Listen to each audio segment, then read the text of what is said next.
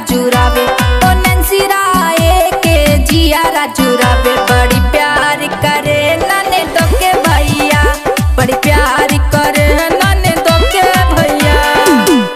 Recording by Jayashri recording studio Darbhanga.